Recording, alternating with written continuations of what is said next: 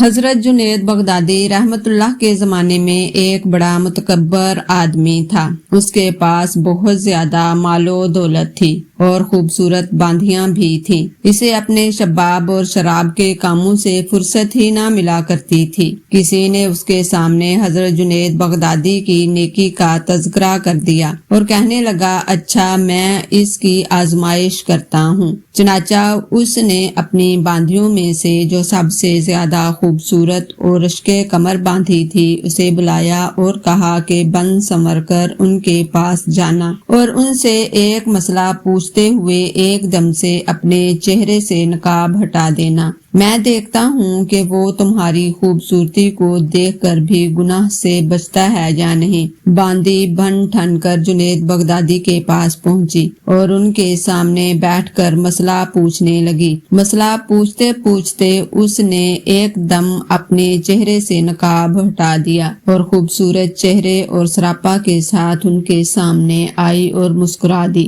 جنید بغدادی رحمت اللہ کی نظر اچانک اس پر پڑ گئی اور آپ کی زبان سے فوراً اللہ کا لفظ نکلا۔ جی اللہ کا لفظ ایسی تاثیر رکھتا تھا کہ اس باندھی کے دل کے اندر پیوست ہو گیا۔ اب اس نے شرم کی وجہ سے چہرے پر دوبارہ نقاب لے لیا۔ جب واپس گئی تو اس کے دل کی دنیا بدل چکی تھی۔ وہ مالک سے جا کر کہنے لگی، اب آپ کے ساتھ میرا گزارا نہیں ہو سکتا۔ میں نے اللہ کا لفظ سنا ہے اور اس لفظ کی وجہ سے میرے دل میں اللہ کی محبت ایسی آئی ہے کہ اب میں اسی کی عبادت میں زندگی گزار دوں گی۔ چنانچہ وہ دن کو روزہ رکھتی اور رات کو عبادت کرتی، اور وہ متکبر آدمی اپنے دوستوں میں بیٹھ کر کہتا تھا کہ میں نے جنید بغدادی کا کیا بگاڑا تھا کہ اس نے میری خوبصورت باندھی کو کچھ کر دیا ہے کہ اب وہ میرے کام